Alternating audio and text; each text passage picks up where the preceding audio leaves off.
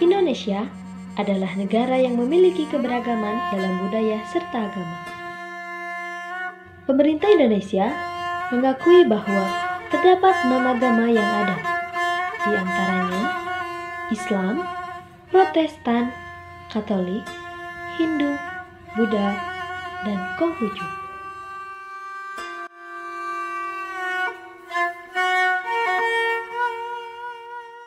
Selain ke-6 agama yang telah diakui oleh pemerintah Indonesia, sebelumnya Indonesia memiliki aliran kepercayaan yang dipeluk nenek moyang pada zamannya, seperti pada zaman Kerajaan Majapahit. Pada zaman Kerajaan Majapahit, terdapat ritual dan upacara adat yang dianut oleh kepercayaan Majapahit itu sendiri, dan beberapa kegiatan keagamaan lainnya, salah satunya Pasewakan. Pasewakan merupakan pertemuan tahunan para raja di bawah bendera Majapahit. Sedangkan dalam sebuah bangunan keraton Yogyakarta, Pasewakan diartikan sebagai bagian dari sebuah bangunan yang disebut Bangsal Pangapit. Bangsal Pangapit dapat diartikan sebagai tempat senopati perang atau Manggalayuda mengadakan pertemuan, serta digunakan sebagai tempat penunggu perintah-perintah dari sultan. Tetapi, menurut masyarakat Ciparai, Desa Pakutandang, Kabupaten Bandung, Pasewakan merupakan tempat para penghayat aliran kebatinan perjalanan.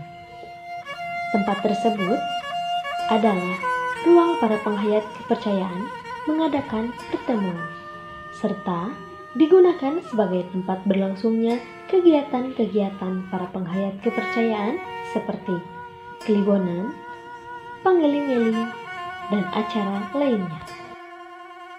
Pangeling-eling merupakan tradisi tahunan para penghayat aliran kebatinan perjalanan dalam menjemput sekaligus mengingat hari kelahiran dari pembawa pinutur atau wangsit dari tokoh penghayat perjalanan, sekaligus tokoh revolusi kemerdekaan, ialah Mama Meikarta-Winata.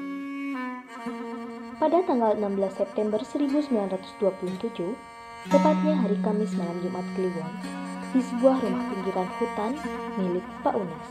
Ketiganya berdiskusi seperti biasa, hanya saja saat itu istri Meikarta-Winata dan putri pertamanya Mariam yang masih berumur 40 hari turut berkumpul di rumah itu. Semakin malam pertemuan ketiga sahabat itu tidak seperti biasanya, yaitu ketika Rasid hendak memberikan ilmu kanuragan atau salah satu ilmu kekebalan tubuh untuk menjaga diri kepada Meikarta-Winata. Namun sayang, Gayung tak bersambut.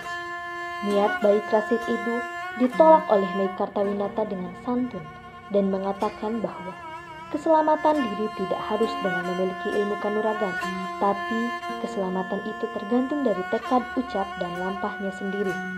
Mendengar ucapan seperti itu, Rasid semakin penasaran dan terpacu ingin mengetahui ilmu apa gerangan sesungguhnya yang dimiliki oleh Meikarta-Winata.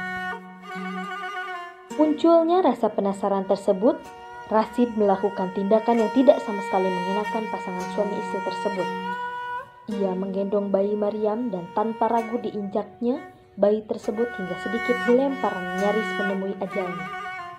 Meikarta-Winata tanpa banyak bicara dengan menahan emosinya, beliau mengais putrinya tersebut lalu dibacakan doa dan ditiupkannya ke bagian ubun-ubun kepala putrinya. Setelah beberapa saat putrinya tersebut perlahan mulai sadar kembali. Itulah bukti kuasa perlindungan dan kasih sayang Tuhan Yang Maha Esa kepada makhluknya. Perilaku Rasid dalam menguji kesabaran Meikarta-Winata tidak cukup sampai di sana.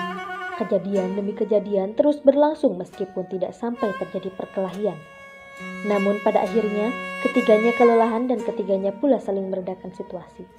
Seiring dengan larutnya malam menjelang pukul 12 waktu Indonesia Barat, tengah malam, Sukinah tempat tersadarkan dari tidur dan terkejut ketika melihat seberkas sinar terang yang menyeroti tubuh Meikarta-Winata suaminya itu yang sedang terlelap tidur.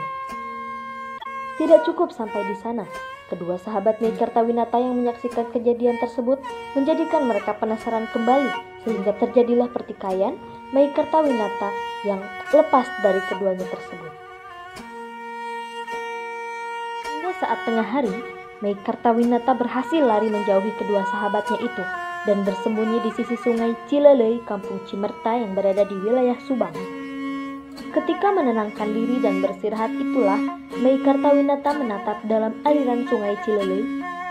Dari tatapan mata yang dalam, akhirnya menukik ke dalam hati sanubarinya, dan saat itulah Meikartawinata dikejutkan oleh suara pitutur yang kemudian dikenal dengan istilah wangsit.